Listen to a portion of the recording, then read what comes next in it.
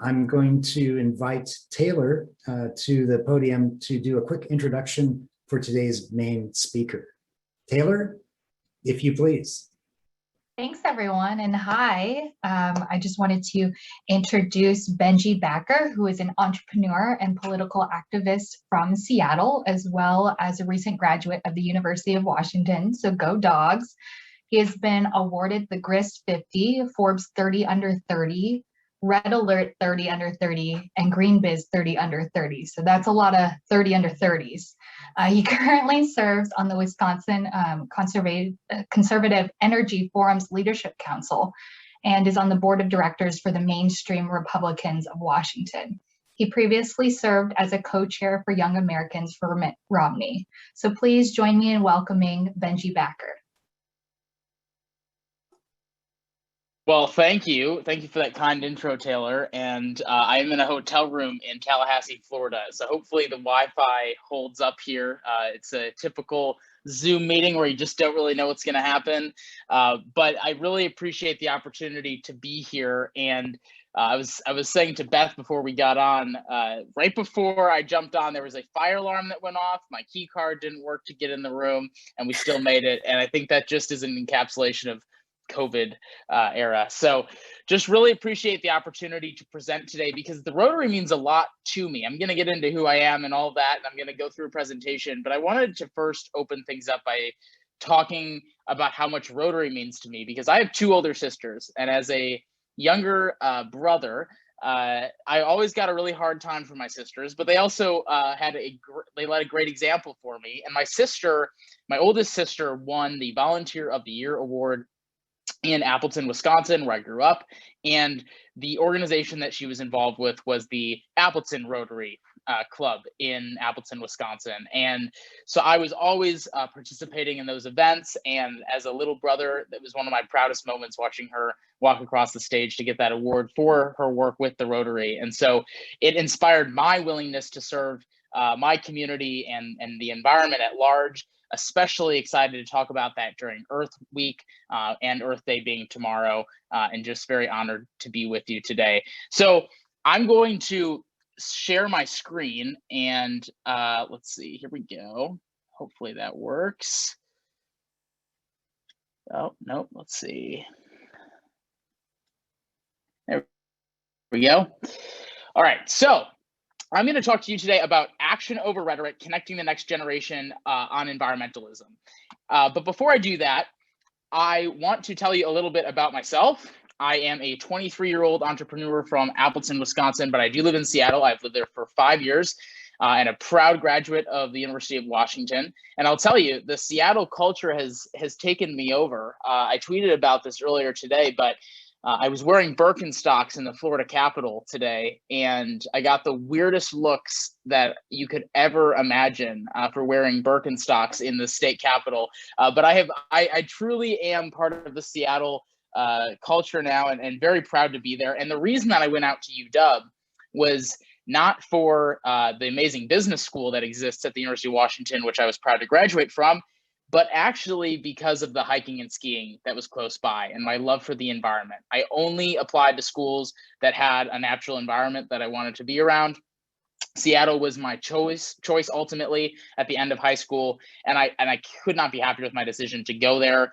And I really think it speaks to why this Earth Day holiday is so important, because it really reconnects us with the love for nature that we as humans have, for those of us who have experienced it and have been privileged enough to do so, but also reminds us of how that interconnectedness with nature is so valuable, but also so important during a time where environmentalism seems so political.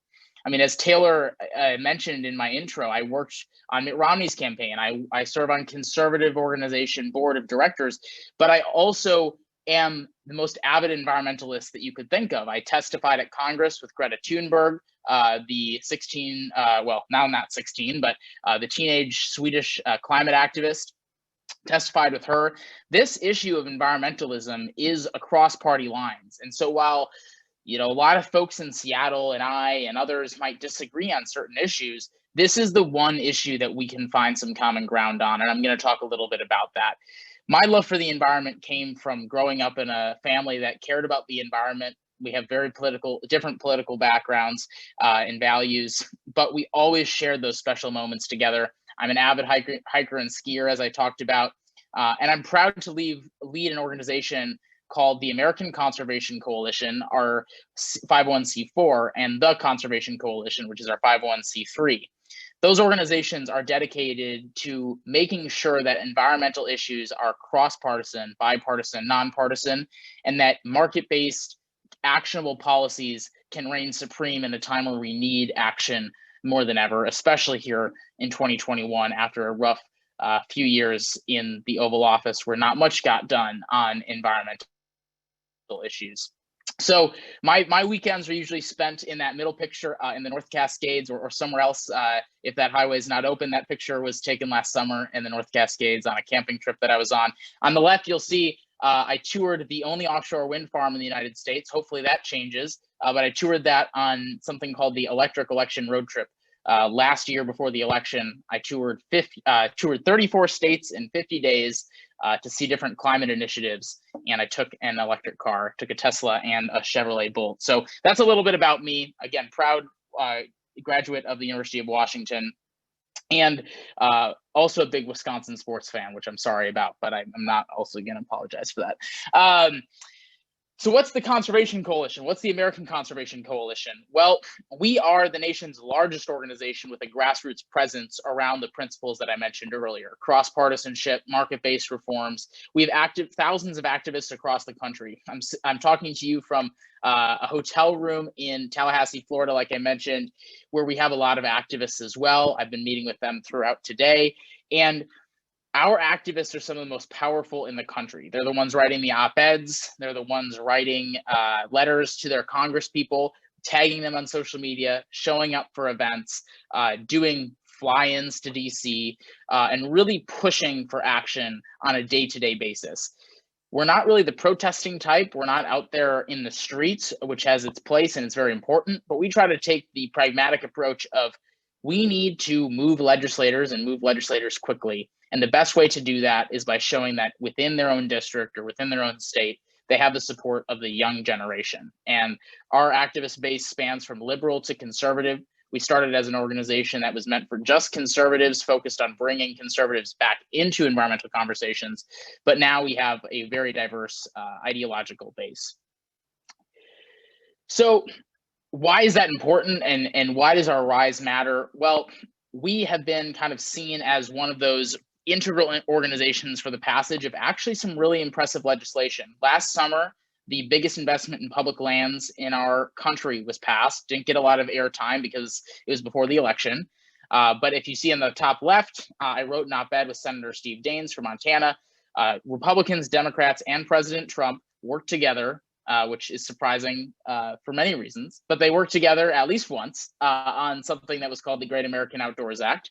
And it invested billions of dollars into our national parks, which are severely underfunded and actually in debt. And we were the main organization on the outside that helped make that happen from a grassroots perspective and youth perspective. We also are kind of seen as a bridge builder between the right and the left during the Biden administration. We work with everyone from Leader McCarthy in the US House to Michael Reagan, the EPA administrator for Biden, and we're trying to figure out how to marry the different proposals that both sides want to make something happen during this really ever important Congress and presidential administration to make some policy change happen. So that's why our movement is so important, and that's why there's such a need for youth activism today, because we need to be able to cross party lines to find common sense environmental solutions. So as a young person, the reason that our organization is needed comes out of a very frustrating time for myself and others who feel as if our generation has been left behind by older generations who have used the environmental movement and environmentalism as a polarizing issue to win elections, instead of using environmentalism as a way to actually solve environmental problems. That's why we are so needed. And so the politics of environmentalism today is the world is burning and we're all going to die, and that we need to stop driving cars, and we're telling people what to do, and it can be very negative, versus the typical far right climate change deniers, or people who just say, who cares? And so that has been this disgusting political divide that has existed on this issue for most of my lifetime, if not all of my lifetime. But many of you who were alive before I was born remember environmentalism used to be a uniting consensus. Over 90% of Americans used to consider themselves environmentalists. That number has dropped to just over 50% today.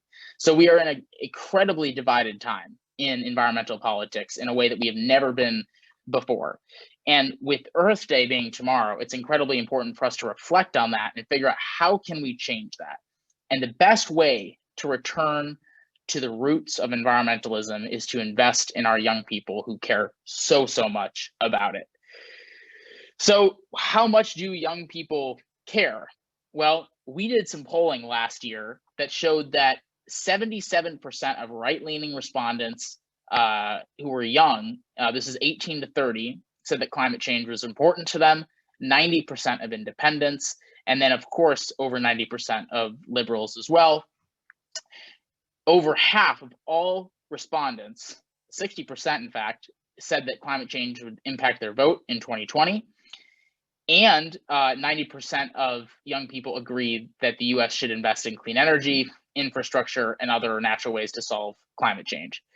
Young people are investing in companies like Patagonia and sustainable companies left and right, and they're figuring out ways to use their dollars in an effective manner. And as you'll see on the right, there's the testimony at Congress. I'm on the far right, Greta's on the far left. Well, that couldn't be more, politically, it shows something, but it also shows that between Greta and myself, we're able to stand in front of Congress together as a right-leaning person and as a left-leaning person to call for action on an issue that for many decades has not been possible to do that on. This is young people's top issue, and it's integrated into our decision-making at every turn. At the end of the day, we're pretty tired of the inaction and the lack of solutions that have been proposed. Over the past 10 or 20 years, there really hasn't been a lot of action despite the common conversation around it. And we're seeing the impacts of that here in the Pacific Northwest more than anywhere else in the country. So how do we engage with young people? And I think that that's kind of the first really important conversation that we need to have as a community in Seattle that has so many young people, vibrant, smart, excited young people jumping into our community. So I want to go through these 5 points in pretty large depth because I think they're all very important when it comes to uniting around climate and environmental action, and how this Earth Day, maybe the main takeaway from our conversation today can be how to integrate these 5 steps into your day-to-day life when talking to a young person or a fellow young person about fighting these issues. Each one of you represents an incredibly important part of the Seattle community, whether it's nonprofits, businesses, as elected officials, or as just community leaders. These 5 points are really important and are the main 5 that I've seen as a young person traveling around and meeting a lot of other young people who are either in our network or outside. So the first is to build trust by listening. With the social justice movement that has been so important over the past year or so, we have heard a lot about listening. We've heard a lot about the power of taking a step back and allowing the people who see an issue as important to voice their concerns. And there's a really important point that I made to 25 Republican members of Congress a few weeks ago who asked, well, young people, they come to my office and they want to talk to me and they don't really want to listen, and they just talk and they talk and they talk and they talk and they talk. And I responded and I said, I haven't been on this earth very long. I'm 23 years old, but I've had enough significant others to know that when someone is worried about something that you care about, you need to take a step back, listen to their concerns, acknowledge their concerns, and then open up a dialogue. And the members of Congress, of course, laugh because they know that more than anything. You know, we all have significant others where we've had to do that in our lives, even if we think that they're wrong. And it's so important for older generations as well as younger generations to listen to each other and build that trust, because climate change is scary. Environmental problems are scary. These dwindling salmon populations and orca populations, the forest fires that have ravaged the Washington forest for the past couple of summers, climate change as a whole, they're all very, very scary topics. So the best thing that we can do is to build trust by listening, understanding where people are coming from, and not allowing our assumptions and stereotypes of that other person to be true. Most people would think just because I'm a conservative that I don't care about climate change, that I don't care about the environment. That's a stereotype that automatically puts us at a disposition of inaction. It automatically puts us in a place where we have to be waiting for the perfect government lineup to get something done. But if we actually built trust and listened to each other, we'd be able to move forward in a much more cohesive way. So what that means is listening to communities that maybe haven't been a part of this conversation very much. For our audiences, we feel like the two audiences that have been the most left behind have been young people, who are often cast aside for being young, and underrepresented communities in society. So that's minorities, that's oftentimes actually rural communities, and communities that are often impacted by environmental issues the most. We know that social justice plays a role in environmentalism. We also know that rural communities are hit the hardest by climate change, as well as impoverished communities. And so we need to listen to their concerns, especially as Seattleites. It's easy to sit in our ivory tower in the urban metropolis of Seattle and try to tell people in rural Washington how to live their lives. But at the end of the day, those are really important stakeholders to this conversation, just like minority communities who often don't get to have their stories told and their feelings met. We need to involve them in those conversations, and the best way we can do that is to listen. So that's the biggest thing. And I know that's not a tangible, here's a step towards climate action, but it helps us get to a conversation that is more apt to getting steps in the right direction. The next is to develop hands-on. What is developing hands-on? Well, we need to develop hands-on everything. Hands-on activism, hands-on business leadership, hands-on staffing, hands-on everything you can think about, whether that's in your company or in your community. We need to make it hands-on. So far, the political conversation around environmentalism has been so focused on the politics of it and the partisanship and the ideological conversation. But the best way to get people bought in is not by talking about that or talking about how scary these issues are. It's by letting people experience things in the outdoors or experience projects. It's touring facilities with young activists, clean energy facilities. It's going on boat trips to see some of the most ravaged areas of populations that used to be flourishing of different species of wildlife. We need to make those experiences known for people. And it's not just those niche experiences that might be hard to maximize. It's how can I get my own staff and my own company involved in the day-to-day sustainability choices? How can I implement their voice into the decision-making for our company or nonprofit sustainability practices? How can I listen, as I said in my first point, to young people so that their strategy is woven in with everything we are doing as a company on sustainability or as a nonprofit? Making action easy for young people is the best way to engage with them, in addition to listening to them, because it allows them to feel involved. And we live in a time where environmental action doesn't seem tangible. It seems incredibly difficult. It seems very over our heads, and that these issues are too difficult to challenge by oneself. And that's true. But at the end of the day, collectively, if we can stand together and build a better coalition of people working as an army towards a brighter future, we can solve that. And to do that, you allow people to be hands-on in whatever realm of sector of society you work in. The third way that we can engage young people in a very exciting path is to help forge a brighter future for them and to build up positivity that allows them to feel excited about living in an American society or a global society into the future. The doom and gloom environmentalism has to end. These are serious challenges. These are serious problems, but it needs to be about positivity. People react in the short term to negativity, but people act in their best interests if they feel like there's something good at the end.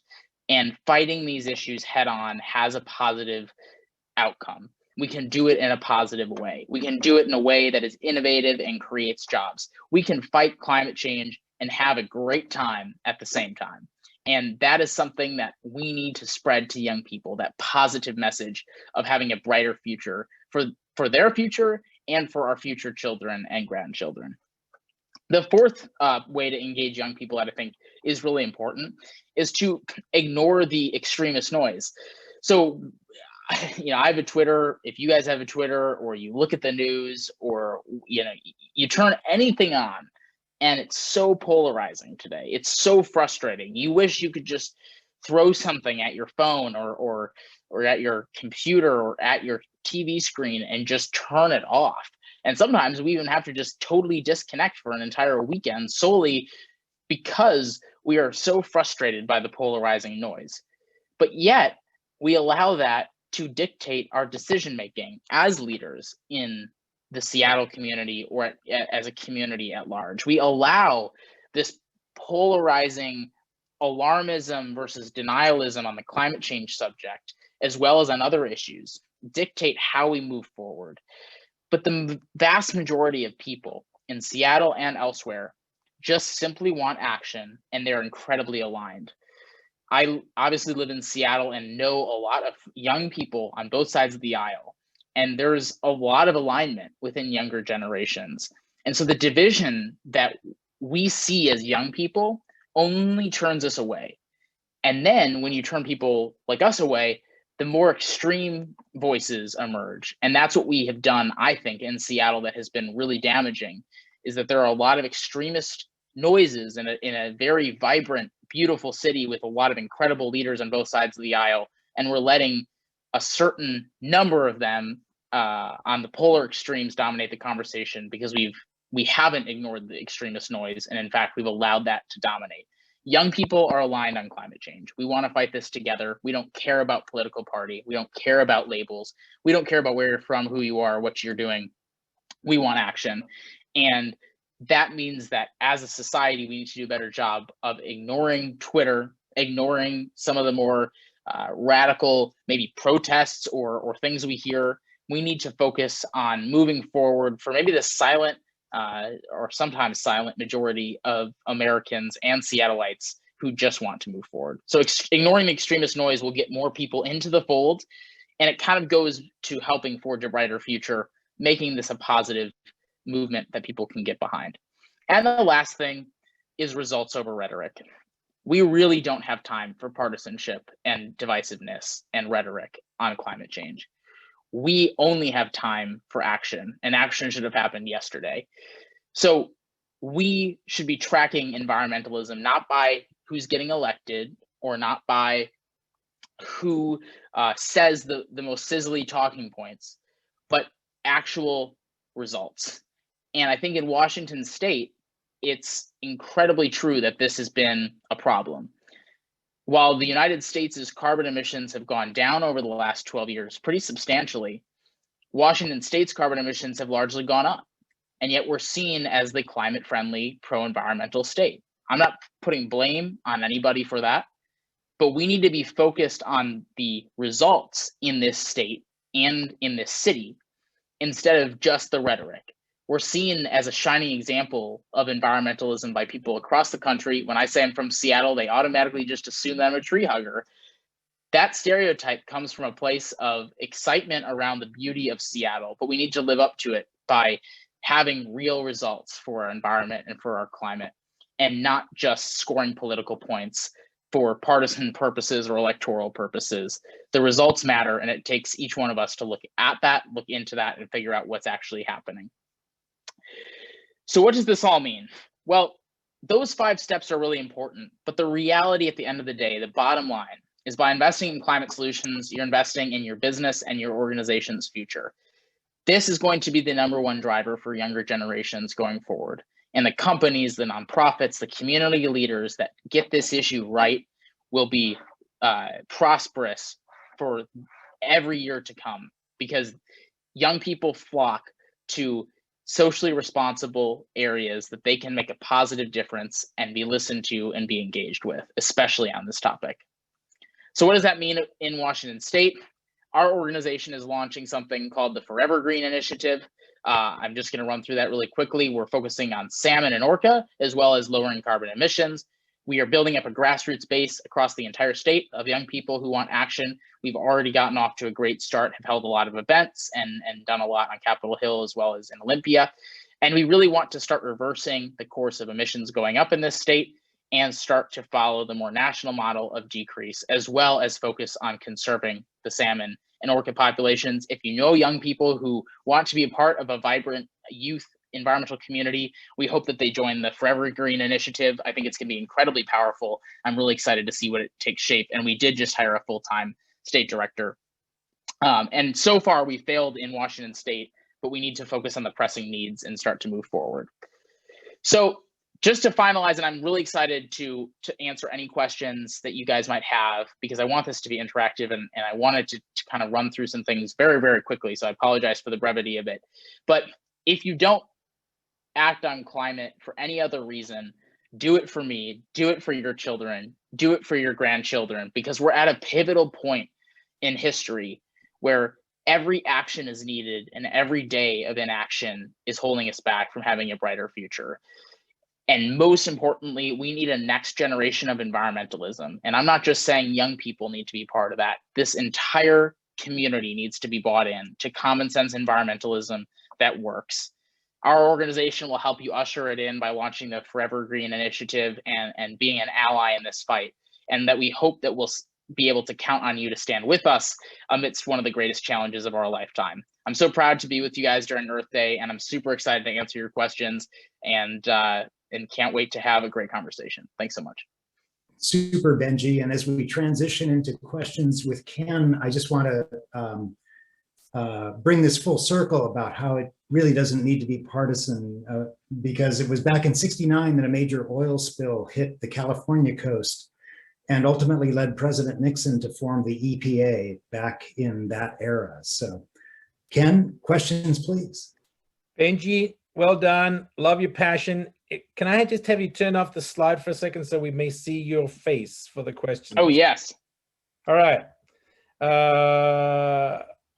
So now you can see my hotel room instead of me. Or sorry, instead of the slide deck. I don't think we've ever presented from a hotel room. I'm just going to say that. All right, so we've got a bunch of questions. I've got 7. I see a bunch more. We've only got 9 minutes, so we're going to make this like snappy. I'll do rapid fire.